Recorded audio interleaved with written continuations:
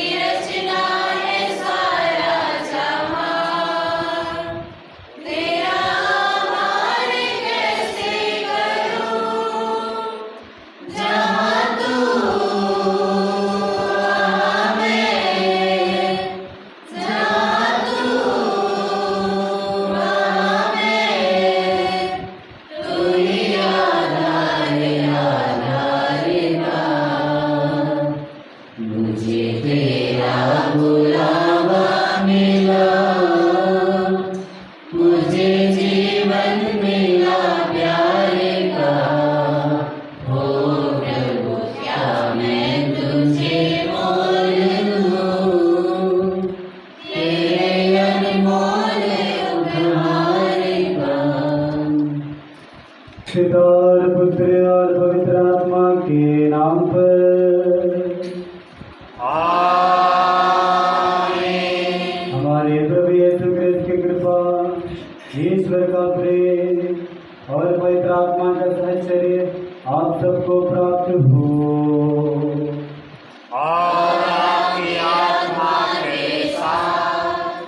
क्रिस्त में प्यारे भाइयों बहनों, आज हम लोग पास्ता के चौथे इतवार में प्रवेश करते हैं। आज के दिन वचन समारोह के द्वारा, पाठों के द्वारा माता कलीसिया हमें एक विषय पर चिंतन करने का आह्वान करती है। वो है यीशु के साथ हमारा प्यार, यीशु के प्रति हमारा प्रेम किस तरह होना चाहिए, उस पर मन चिंतन करने के लिए माता कलीसिया हमें आह्वान करती है। इंसान जिसे भी वो प्यार करता है, प्रेम करता है, उनके लिए वो सब कुछ करने के लिए तैयार हो जाता है। उनकी बातों को सुनता है, उनकी बातों को सुनकर वो कार्य में परिवर्तित कर देता है और सब कुछ करने लगता है। और वही प्यार ईश्वर हमें, प्रभु यीशु हम सबों से चाहता है कि हम उन्हें प्यार करें, हम उन्हें अपना प्रेम व्यक्त करें और प्रेम के साथ जो भी उन्होंने आज्ञा दी है उन सभी आज्ञाओं का हम पालन करें। और वही प्रभु चाहते हैं, वही करने के लिए आज हमें प्रभु बुलाते हैं। आइए हम इस मिसा बलिदान में अपने आप को प्रस्तुत करें और प्रभु से प्रार्थना करें कि प्रभु मुझे कृपा और शक्ति दे, जिससे कि मैं आपको ज़्यादा से ज़्यादा प्यार कर सकूं और तेरे प्यार में मैं बढ़ते हुए दूसरों को भी प्रेरित कर सकूं। हम उन सभी क्षणों को याद करें जब जब हम पाप किए हो, अधर्म किए हो, उन सभी क्षणों के लिए प्रभु से क्षमा मांगे।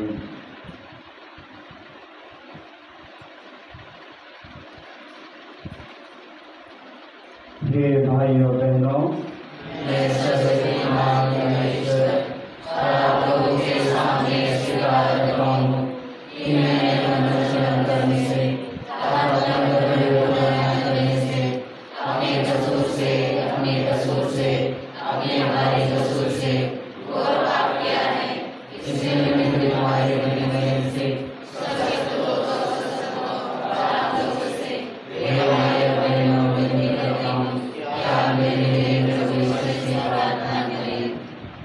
सर्वशक्तिमान ईश्वर हम लोगों पर दया करे और हमारे पाप क्षमा कर हमें अनंत जीवन प्रदान करे। आमीन। Page 3. दया करो भगवन, दया करो हम पर भगवन, दया करो भगवन, दया करो हम पर। क्रिस्त प्रभु पर क्षमा करो, क्षमा करो भगवन। क्रिस्त प्रभु पर क्षमा करो, क्षमा करो भगवन, भगवन दया करो भगवन, दया करो हम पर, क्षमा करो भगवन, दया करो भगवन।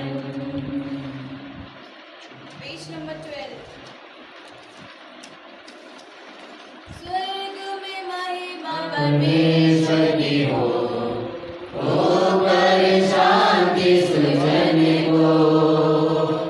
स्वर्ग में महिमा परमेश्वर की हो ऊपर शांति सुजन को। हम तेरी प्रशंसा करते हैं, धन्य तुझे हम कहते हैं। हम तेरी प्रशंसा करते हैं, धन्य तुझे हम कहते हैं। तेरी आराधना करते हैं, तेरी महिमा गाते हैं।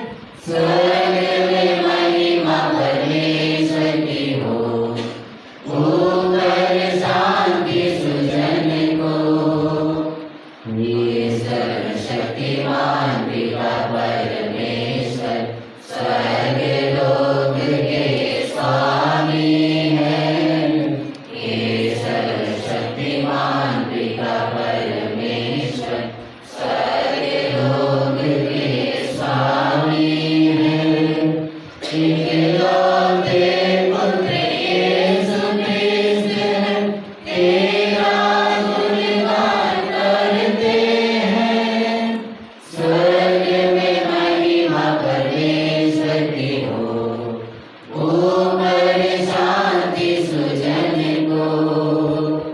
जगत का पाप तू हर लेता है, हम पर दया तू कर दे।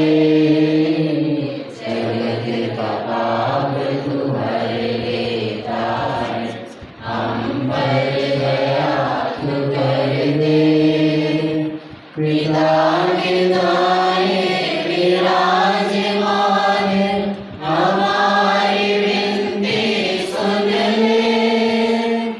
स्वर्ग में महिमा परमेश्वर की हो ऊपर शांति सुजन को।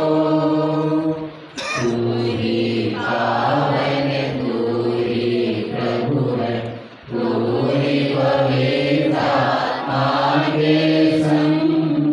तू ही पावन, तू ही प्रभु है, तू ही पवित्र आत्मा के संग।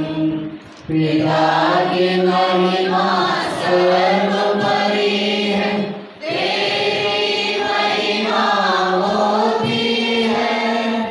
स्वर्ग में महिमा परमेश्वर की हो ऊपर शांति सुजन को। हम प्रार्थना करें। हे सर्वशक्तिमान सदा जीवन ईश्वर, हमें स्वर्ग के पथ पर ले चल, जहाँ संतों की मंडली शाश्वत आनंद मनाते हैं। जहाँ गृह क्रिस्त विराजमान है, वही उनके विनम्र हृदय पर भी पहुँचे।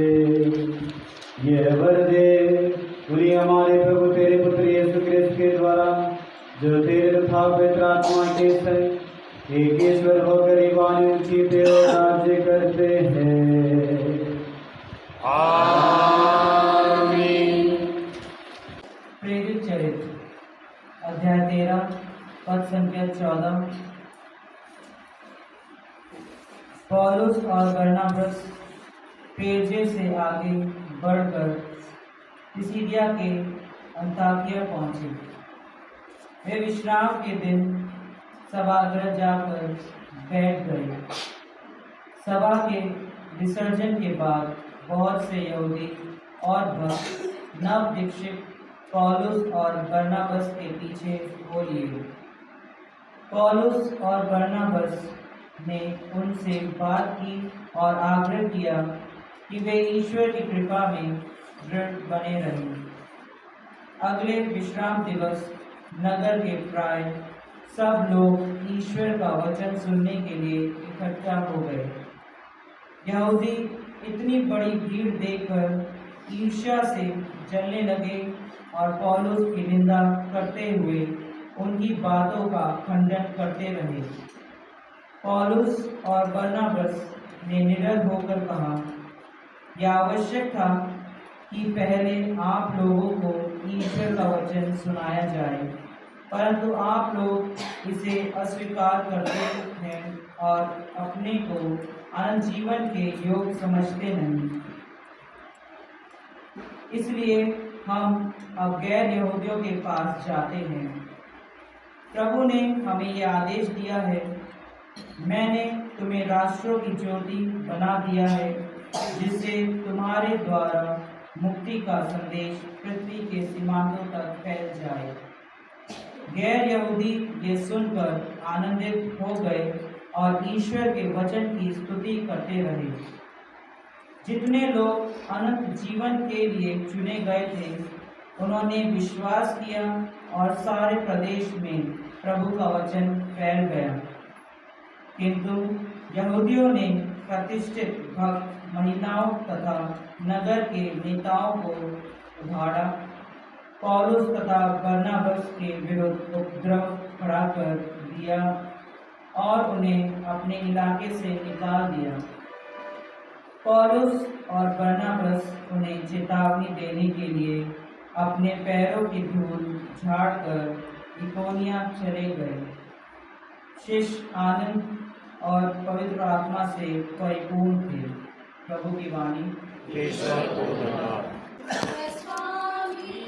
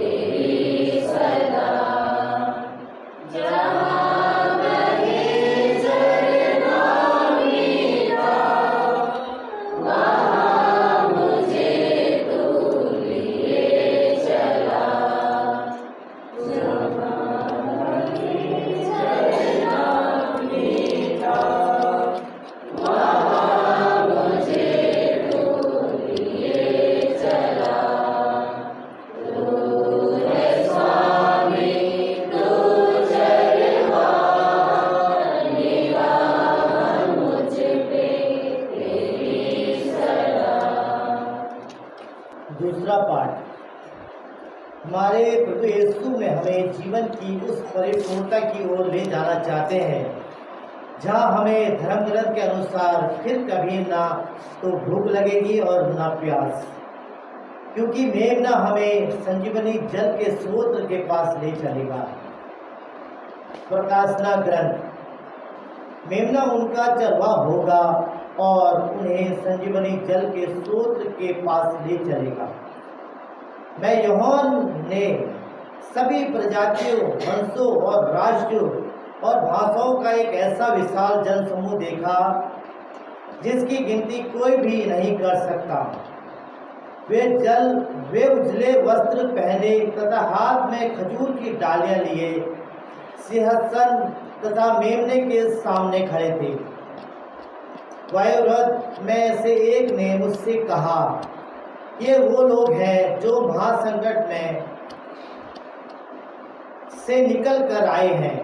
इन्होंने मेमने के रक्त में अपने वस्त्र धोकर उजले कर लिए हैं, इसलिए ये ईश्वर के सिंहासन के सामने खड़े रहते हैं और रात दिन उसके मंदिर में उसकी सेवा करते हैं।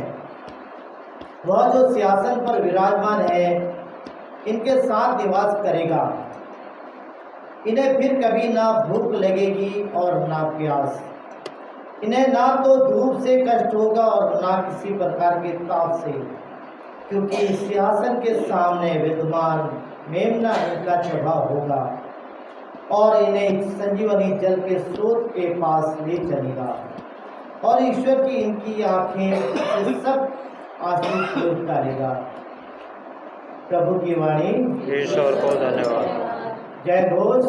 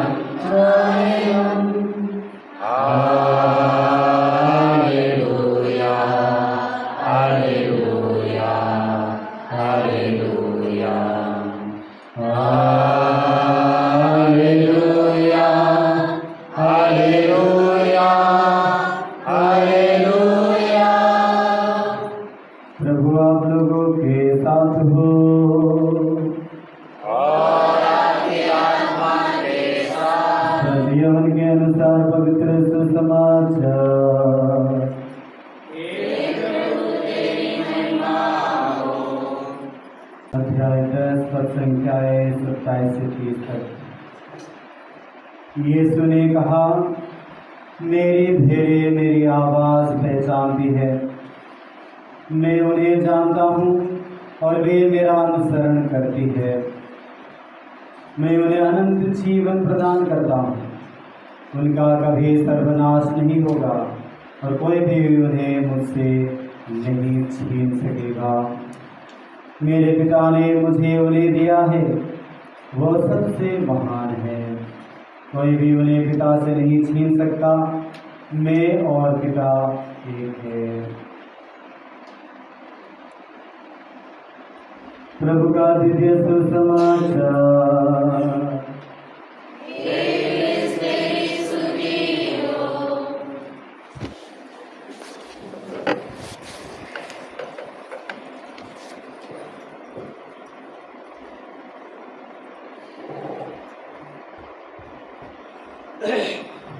क्रिस्त में प्यारे भाइयों बहनों, एक बार जोनी नामक एक लड़का था। यहाँ पर बहुत सारे बच्चे हमारे यहाँ बैठे हैं। जो एक लड़का जो स्कूल में पढ़ता था, विद्यालय में पढ़ता था, उनका गर्मी की छुट्टी पड़ी। गर्मी की छुट्टी हर साल होता है, तो जब भी गर्मी की छुट्टी पड़ती तो सारे विद्यार्थी, सारे स्टूडेंट्स खुशी के मारे उछल पड़ते हैं, सोचने लगते हैं कि वे छुट्टी के समय में क्या करेंगे। तो ऐसा ही जॉनी नामक लड़का जो स्कूल में पढ़ता था और जिनका गर्मी की छुट्टी पड़ी थी, तो वो सोचने लगा कि इस गर्मी की छुट्टी में मैं अपने नानी के घर क्यों ना जाऊँ, क्योंकि वो पिछले 7-8 महीनों से अपने नानी के घर नहीं जा पाया था। तो इसलिए उन्होंने सोचा कि इस गर्मी की छुट्टी में मैं अपने नानी के घर पर जाऊंगा और वहां पर खेलूँगा कूदूँगा, वहां पर समय बिताऊंगा और नानी के साथ रहकर, घर वालों के साथ रहकर मैं अपना समय बिताऊंगा। ऐसे सोच के वो गर्मी की छुट्टी पर अपने नानी के घर पर चला जाता है और नानी के घर पर जाने के बाद वो देखता है सब कुछ बदला हुआ।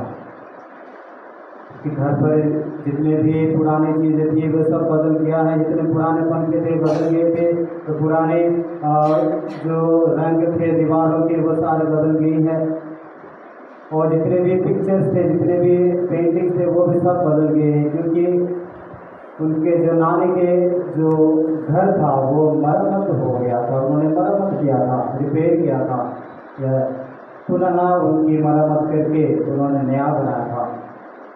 तो ये लड़का नानी के घर पर रहकर वो घूमने लगा और देखने लगा चारों तरफ। तो एक पिक्चर उन्होंने देखा जहाँ पर प्रभु यीशु एक मेमने को पकड़कर खड़ा है। हम सबको पता है कि प्रभु यीशु का जो भला गड़ेरिया का जो पिक्चर हम सब ने देखा है, उस पिक्चर को वो देखता है, कुछ अलग ही दिख रहा था। और उस पिक्चर के नीचे लिखा हुआ था कि गॉड सीज यू, ईश्वर तुम्हें देखता है। तो वहाँ पर एक छोटी सी लाइन वहाँ पर लिखी हुई थी, उस लाइन को देखकर वो लड़का जोनी सोचने लगता है और अपना दिमाग दौड़ाने लगता है कि इसका मतलब क्या है। और वो अपने नानी को बुलाता है और पूछने लगता है, और नानी जबकि उन्हें बदले में पूछती है कि तुम क्या समझते हो इस लाइन को लेकर कि ईश्वर तुम्हें देखता है। तो जोनी कहने लगता है कि मेरे समझ में तो ये आता है कि ईश्वर देखता है, मतलब जब भी हम कुछ भी पाप करते हैं, अधर्म करते हैं, कुकर्म करते हैं, गलतियां करते हैं, उस समय प्रभु हमें देखता है। ये हमारे मन में भी है, जब भी हम कोई गलत काम करते हैं या कोई पाप करते हैं या गलतियां करते हैं, उस समय हमें लगता है कि ईश्वर हमें देख रहा है, और ये सही भी है। और ये जोनी कहने के बाद अपने नानी से वो सवाल करता है कि नानी आपके हिसाब से इसका मतलब क्या होगा कि ईश्वर तुम्हें देखता है, गॉड सीज यू। वो नानी जवाब देते हुए कहती है, मेरे समझ के अनुसार इसका मतलब ये है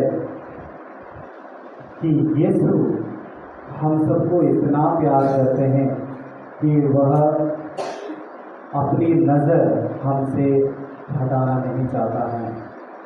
वो अपनी नज़र हमारे ऊपर रखना चाहता है, इसलिए कि वो हमें प्यार करता है। एक चरवाहा होने के नाते वो अपने रेवड़ की देखरेख के लिए अपना नज़र हमेशा बनाए रखता है। अपने झुंड को, अपने रेवड़ को, वो अपने भेड़ों को वो हमेशा अपने नज़र में रखता है।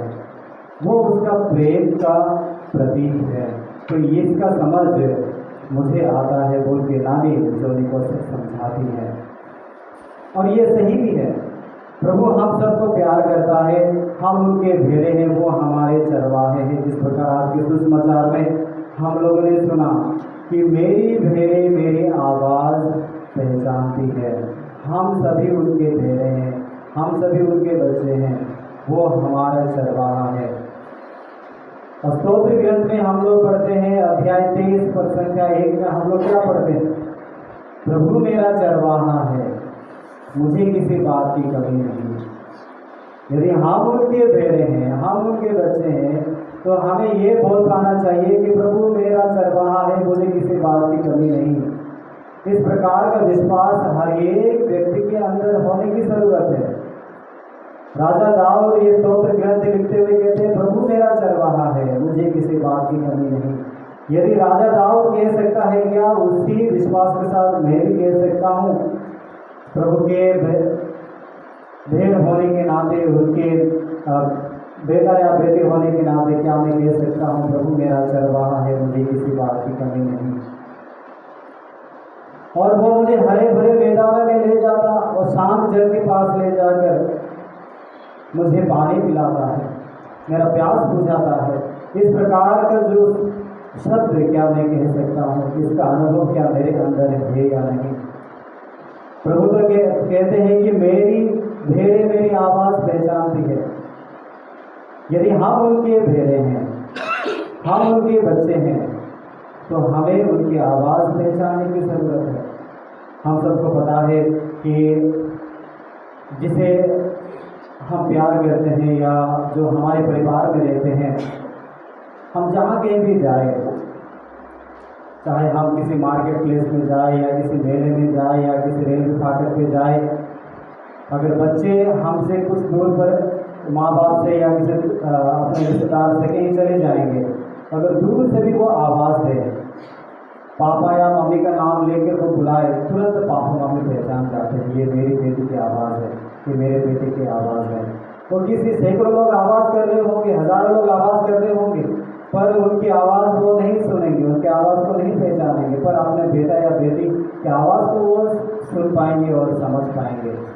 और बदले में बच्चे भी अपने माँ बाप की आवाज़ को सुन लेंगे और समझ लेंगे ये मेरे पिताजी की आवाज़ है, ये मेरे मम्मी की आवाज़ है। हम या बच्चे अपने माँ बाप की आवाज़ को पहचान सकते हैं और माँ बाप अपने बच्चों की आवाज़ को पहचान सकते हैं और समझ सकते हैं। क्या हम अपने पिता ईश्वर के, अपने प्रभु यीशु की आवाज़ को पहचान सकते हैं कि नहीं सकते? कई सारे आवाज़ हमारे कानों में पड़ते हैं, सैकड़ों आवाज़ हमारे कानों में पड़ते हैं, तो उनमें से एक आवाज़ हमें ऐसे सुनाई देनी चाहिए जो हमें सत्य की राह पर ले चलता है, जो हमें यीशु के राह पर ले चलता है। हम बहुत सारी आवाज़ को सुनते हैं और उसके अनुसार हम करने लग जाते हैं, और क्या होता है बाद में उसका रिजल्ट, उसका परिणाम कुछ अलग ही होता है, हम दुखी हो जाते हैं। प्रभु हमें आज बताते हैं कि मेरी भेड़ें मेरी आवाज़ पहचानती है। यहूदी समाज में इब्रानी भाषा में जो शब्द होता है आज्ञा पालन, अंग्रेजी में कहते हैं ओबीडियंस, ये शब्द इब्रानी भाषा में नहीं होता है।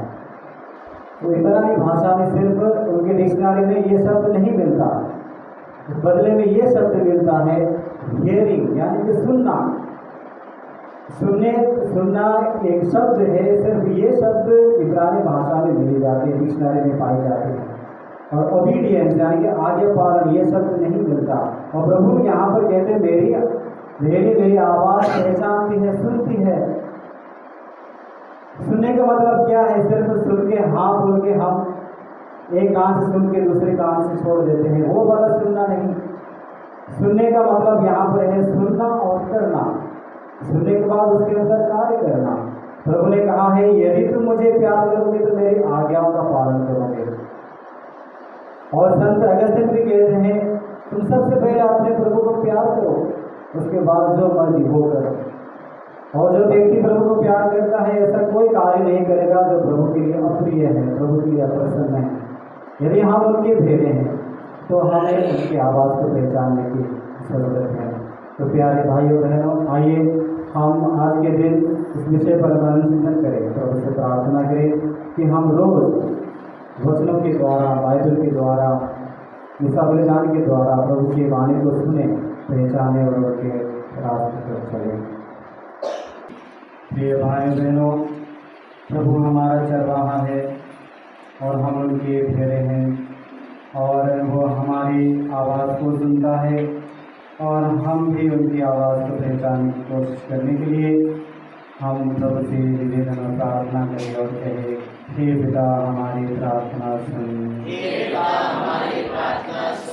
को चरवाहे अपने जीवन व कार्य द्वारा अपना उदाहरण प्रस्तुत करें और ख्रिस्त के रेवड़ को देख रेख अच्छी तरह करें।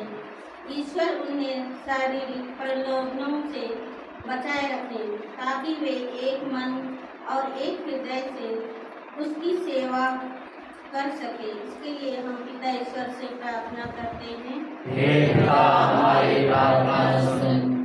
परिवार के सभी लोग, कलीसियन संघ तथा स्वयं सेवक दल यीशु को अपना आदर्श मानकर लोगों की भलाई के कार्य अच्छी तरह संपन्न कर सकें।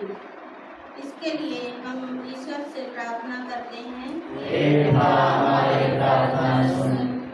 अत्याचार और विभिन्न प्रलोभनों के कारण भले चरवाहे यीशु क्रिस्त के रेवड़ से बिछड़े लोग ईश्वर की कृपा द्वारा उनके रेवड़ से फिर से वापस आ जाए। इसके लिए हम पिता ईश्वर से प्रार्थना करते हैं। हे पिता हमारी प्रार्थना सुन। कलीसिया के प्रेरित कार्य को आगे बढ़ाने के लिए जिन चरवाहों ने अपनी कुर्बान कर दी, उन्हें यीशु अपने राज्य में विश्राम प्रदान करेंगे। इसके लिए हम ईश्वर से प्रार्थना करते हैं। हे पिता हमारी प्रार्थना सुन। हमारे भाई बहन अपनी गलती के कारण कलीसिया रूपी रेवड़ से अलग हो गए हैं। वे क्रिस्त को ही अपना भला चरवाहा मानकर वापस रेवड़ में शामिल हो जाए। इसके लिए हम पिता ईश्वर से प्रार्थना करते हैं। हे पिता हमारी प्रार्थना सुन। से और उनके द्वारा परिवार को प्रभु अपने आप की कृपा दे, इस मतलब की हम प्रार्थना करें। हे पिता हमारी प्रार्थना सुन। अपने निजी निवेदनों को प्रभु के चरणों में मौन रूप से रखें।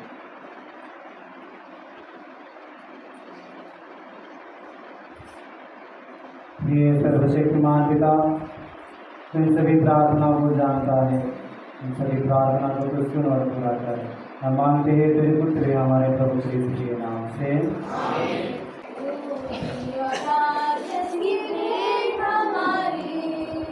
समर्पित तुम्हें प्रभु प्रेम योगी, सुख दुख और मेहनत की जिंदगी, स्वीकार करो पावन करो प्रेम योगी, स्वीकारो अपना लो ये बलिदान, तुमको अर्पित प्रेम सुमन।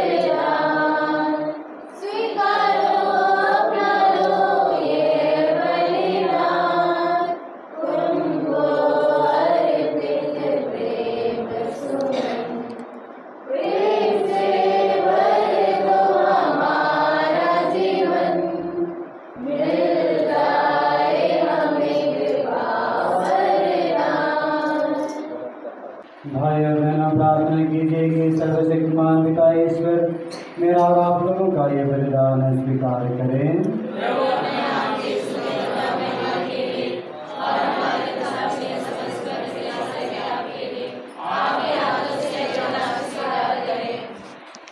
हे प्रभु, तेरी कृपा से हम इस पास्का संस्कार में सदा आनंद मनाते रहे। प्रायश्चित का जो बलिदान हम निरंतर चढ़ाते हैं वो हमारे लिए अनंत आनंद का स्रोत बन जाए। हमें प्रार्थना करते हैं अपने प्रभु क्रिस्त के द्वारा। प्रभु आप लोगों के साथ हो, प्रभु में मन लगाइए। हम अपने प्रभु ईश्वर को धन्यवाद दें। हे प्रभु, ये वास्तव में उचित और न्याय संगत है, हमारा कर्तव्य तथा कल्याण है कि हम सदा सर्वदा विशेष करके इस अवसर पर अधिक गौरव के साथ गुणगान करें। जब क्रिस्त हमारे पास का मेमना बलि चढ़ाए गए हैं, क्योंकि पुरानी पद्धति नष्ट होने के साथ पवित्र विश्व का नवनिर्माण हुआ और क्रिस्त में हमें जीवन की पूर्णता प्राप्त हुई है। इसलिए पास्का के आनंद से विभोर होकर हर देश और जाति के लोग तेरी प्रशंसा में उल्लसित होते और स्वर्गीय शक्तियां दूतों की सेनाओं के साथ मिलकर निरंतर तेरी महिमा का बखान करती है।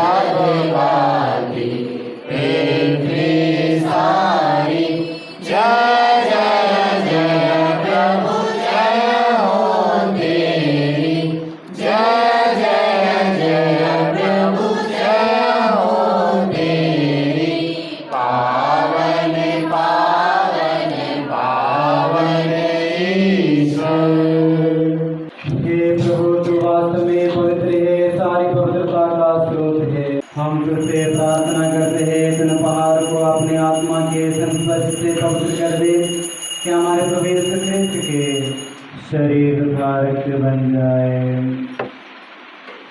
जब वे स्वेच्छा से मृत्यु के लिए सौंपे गए, उन्होंने रोटी ली, तुझे धन्यवाद दिया और रोटी तोड़कर उसे अपने शिष्यों को देते हुए कहा, तुम सब इसे लो और इसमें से खाओ, क्योंकि मेरा शरीर है, तुम्हारे लिए बलि चढ़ाया जाएगा।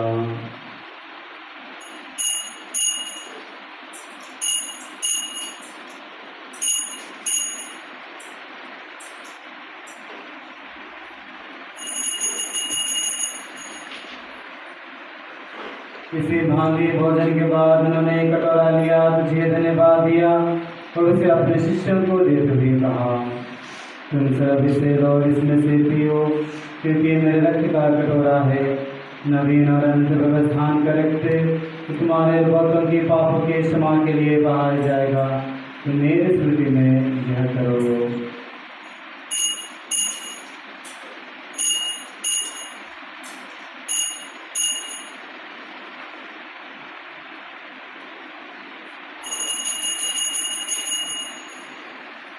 विश्वास का रहस्य, विश्व के उद्धारकर्ता हमारा उद्धारकर, तूने अपने क्रूस तथा पुनरुत्थान द्वारा हमें मुक्त किया।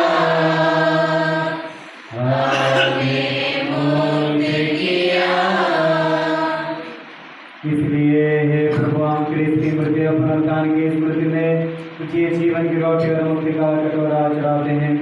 हम तुझे धन्यवाद देते हैं कि तूने हमें अपने समुद्र उपस्थित होने और अपनी सेवा करने का सौभाग्य प्रदान किया है।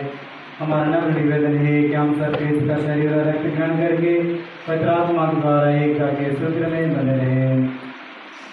हे प्रभु, हमारे संपिता लियो चौधरी और हमारे धर्माध्यक्ष इग्नेशियस और सभी यात्रियों के साथ विश्व भरने के लिए अपनी कलिसिया की सुधिले तथा इसे प्रेम में सिद्ध बना दे। हमारे उन भाई बहन की भी सुधिले जो पुनरुत्थान की आशा में परलोक सुधार चुके हैं, उन्हें और सभी मृतकों का अपने दर्शन का सौभाग्य प्रदान कर हम सब पर दया दृष्टि डाल कि हम नित्य जीवन के सहभागी बने और ईश्वर के माप धनी कुमारी बने। उनके वरधनियों से धनी प्रेरित तथा सब संतों के साथ युग में तेरे प्रति विश्वास बने रहे, तेरी स्तुति और महिमा कर सके तेरे पुत्र यीशु क्रिस्त के द्वारा।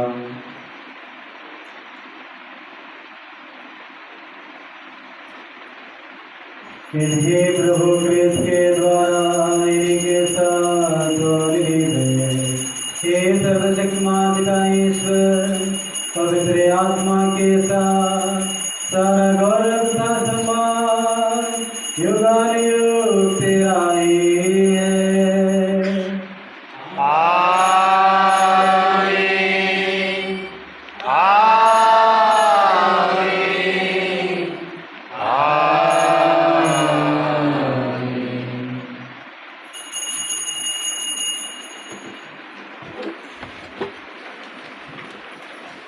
हम सब मिलकर ईश्वर से प्रार्थना करें जिसे प्रभु यीशु ने हमें सिखाया है। हे हमारे पिता जो स्वर्ग में है, तेरा नाम पूजित जाए, तेरा राज्य आवे, तेरी इच्छा जैसे स्वर्ग में है, वैसे पृथ्वी पर भी पूरी हो। हमारा प्रतिदिन आहार हमें दे और हमारे पाप की क्षमा कर, जैसे हम अपने अपराधियों को क्षमा करते हैं, और हमें परीक्षा में डालना मत कर। हे प्रभु, हम तुझसे प्रार्थना करते हैं सभी बुराई से बचा और इस जीवन में हमें कृपा पूर्वक शांति प्रदान कर हम धीरे धीरे सदा पाप से दूर और हर विपत्ति से सुरक्षित रहे और इस दिन की प्रतीक्षा करते रहे जब हमारे मुक्त दाता यीशु क्रिस्त फिर आकर हमारी धन्य आशा पूरी करेंगे।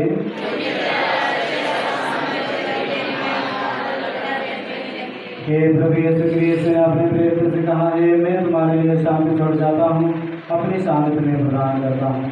तो हमारे पापों पर नहीं अपनी कलिसिया के विश्वास पर दृष्टि डाल और कृपा पूर्वक उसे शांति तथा इच्छा प्रदान कर फिर जीता और राज्य करता है। प्रभु की शांति सदा आप लोगों के साथ हो, परस्पर शांति अभिवादन कीजिए।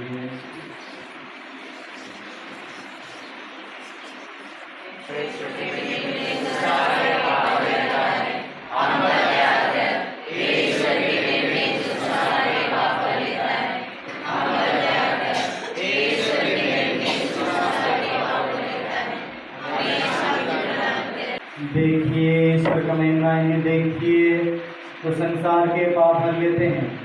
धन्य वे जो मरने के भोज में बुलाए गए हैं।